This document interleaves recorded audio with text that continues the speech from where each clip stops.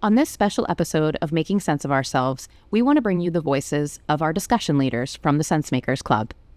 Hi, everyone. My name is Alison Gretz, she, her, and I am one of the discussion leaders in the Sensemakers Club for the Teams of One support group. And my name is Keller, she, her, and I lead the Teams of One support with Alison.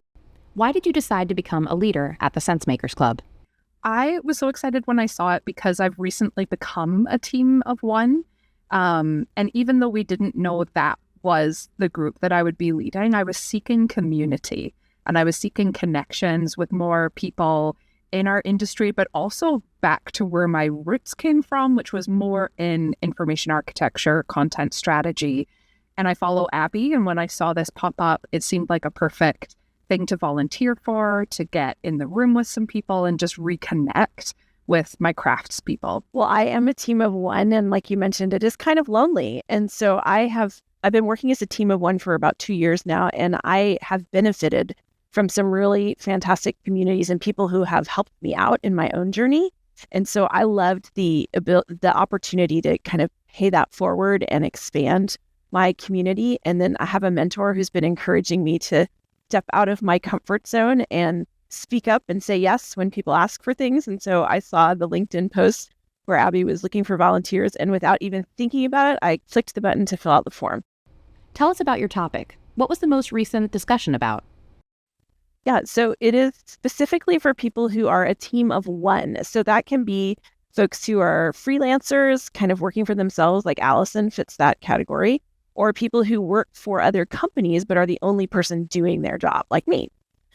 And so the whole idea behind it was to offer a place for folks to come together, because we don't have a team. We're not hanging out at the water cooler with someone. We're not in a team meeting every afternoon. And so we wanted to create a safe space where folks who are in that situation, or maybe who are thinking about getting into that type of a role where they'd be the only person, could come and could kind of share ideas and find community and encourage one another to be better at crafts, whatever that might be. I thought it was really interesting because we've done different prompts every single time we've met, and the conversation has been so vibrant that it almost leads us to the next thing we want to talk about as a group. And what we wanted to talk about was really zoom out to what is unique and what are the particular factors that affects teams of one differently than if you are on a bigger team of people. And it was so interesting to hear lots of different people's answers. And some of it just felt like issues that might show up for everybody, but more acute when you're in that lonely space and you don't have somebody to bounce something off of. We talked a lot about when you just need a tiny bit of feedback to split the hair on a decision. And that's something we're starting to weave into how we support each other, is just, hey, can you hop on a quick call and give me some feedback? There's also this idea of having to really think about influence and persuasion and having to be a people person and kind of get out there explaining your craft a lot. And while I do think almost everybody in our profession has to do that, as a team of one, it's like you're also the translator as to what it is you do anyway. And so that there's an extra layer to that. What has surprised you about leading this topic? Learning from folks who've been doing it for a lot longer than me. And it's so humbling as the discussion leader to be the one who actually can come to the group with a question. Someone had mentioned doing kind of a manual of me or how to work with me kind of thing. And I said, I love that idea, but I've been here for 2 years. Like, how do I go back as if I'm a new person, say, this is how you work with me? And people had great ideas on that. And so it's so encouraging that it really isn't, it's not a webinar. Alison and I are not doing a class on here's how to succeed as a team of one. Because believe me, we don't know the answers to those questions. But it really is everyone kind of coming and sharing their experience and what's worked and what hasn't worked. And there's just so much that we can take away and learn from other people. Where do you hope to push your topic in the future? I'd love to spend just a session having like open critique and feedback time and almost practicing that as a group to see how do we want to take that forward, since it is something everyone was craving. Like, do we want to have a session on that, or do we want to integrate it into 15 minutes of every session and have a sign up? But we've really gotten, it's been a team effort. And, so a couple of the prompts that I'm really excited about too, to come back to that, is around the concept of belonging. Like, where have we found belonging as a team of one, and how important is it to get that from our vocation? I think that will be a really valuable question. And then I'm really curious about the idea of feedback, or how we tackle like stakeholder management as it pertains to feedback, because I think that could be so juicy and one of those unique factors for teams of one. Yeah, I think stakeholder management as a team of one is very different, right? If I have to advocate for my role, there isn't anyone else with me who's also advocating. So what does that look like for me? It's not like we can come as a team and say, hey, we think we should do this, right? It's just me coming. So I'm super interested, because I feel like that's one of the areas I really want to grow in my job. And so I'm eager to learn from other people about ways that they've managed that and navigated that. And we talked from the very beginning about the possibility of having this be like a work session sometimes even. So I love your idea of, can we carve out a section of each meeting to talk about, somebody brings work, a piece of work to look at, or something that they need feedback on. But yeah, I'm really looking forward to that. I want this to really be a community and a safe space for teams of one to feel like they're supported. And I think what's really important to me when we take those notes during our meetings is that that's where we're gleaning our prompts from. Like you mentioned, it's user research, right? Because we want this group to talk about the things that the people in the group want to talk about. What other groups have you participated in? Yeah, so I wish I could go to every single one. Like when the new monthly schedule comes out, I like put them all on my calendar. And then I'm like, yeah, that's not realistic. You can't do that, Michelle. Been to the leadership one. I've been to the one for introverts. I've been to the facilitation one. I went just a few weeks ago to the knowledge and governance one. And I was like, I'm going to try this out because I don't really work in that field, but I know that I need to do that for the job that I'm doing, but I don't know how to do it, so I don't.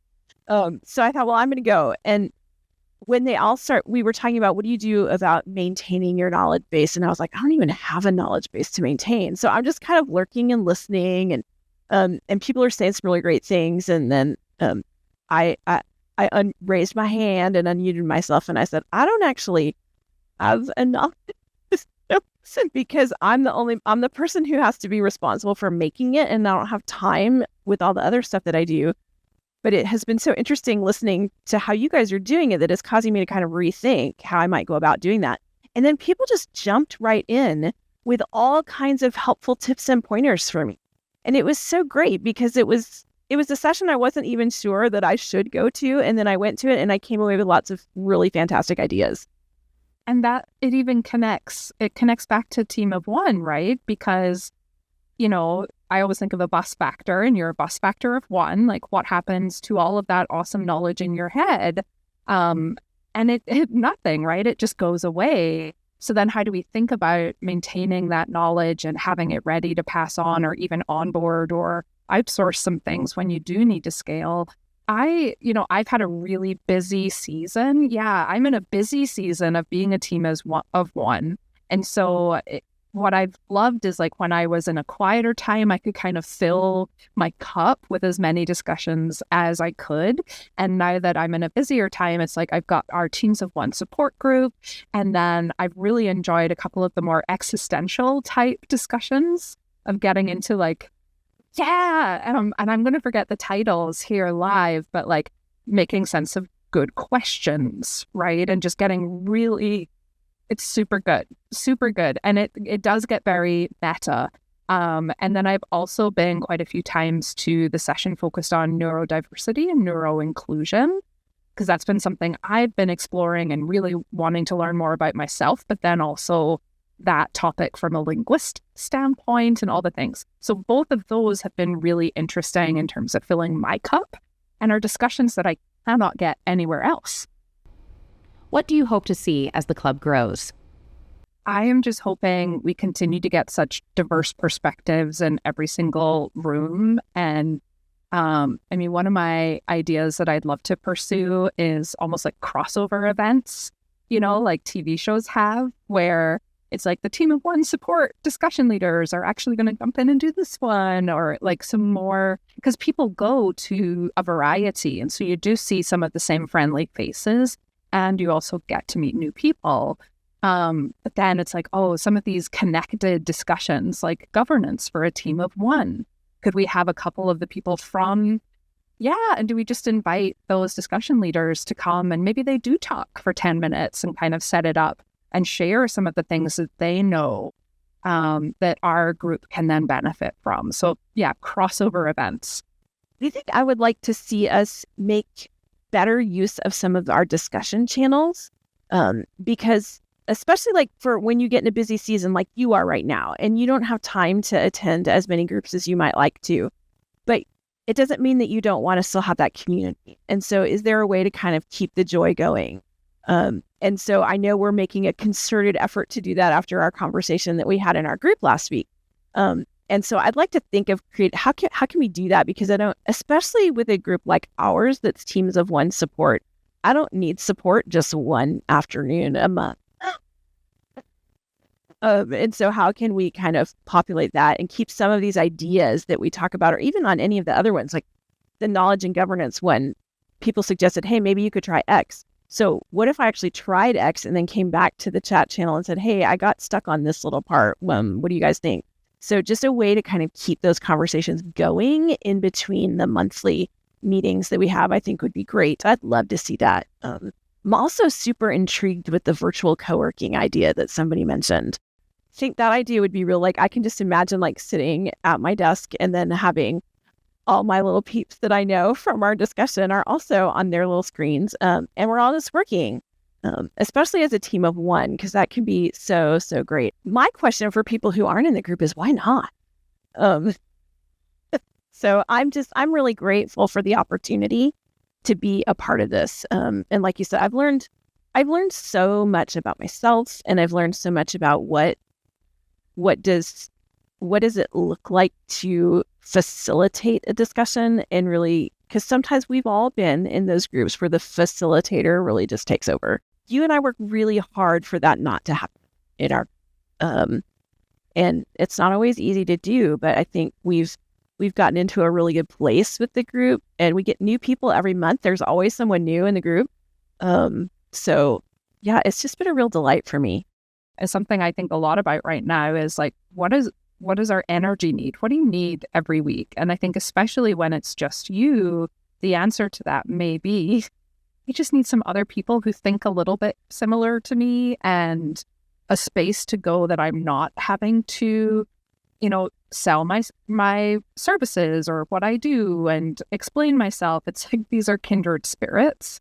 And that's just such a great, this is a solution to what your energy may need. And I'm just glad that we have it, for ourselves to pop into lots of different discussions, but then also to be in service of folks in our group too. Thanks for listening to this special episode of Making Sense of Ourself. We'll be in your feed once a month with longer episodes featuring myself, Abby Covert, and Alfia Lowe. And we're trying to do these episodes with discussion leaders on a fairly regular basis. Thanks for listening, and until next time, be clear.